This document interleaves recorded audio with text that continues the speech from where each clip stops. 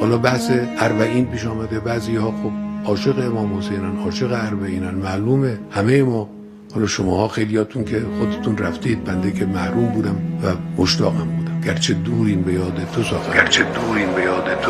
می‌برم. تو از دور سلام به سلیمان جان، از طرف نور سلام.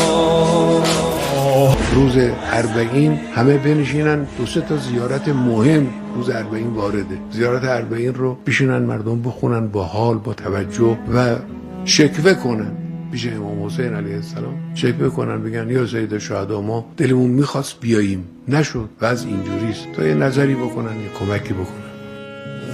من ایرانم و تو عراقی، چه فراقی چه فراقی.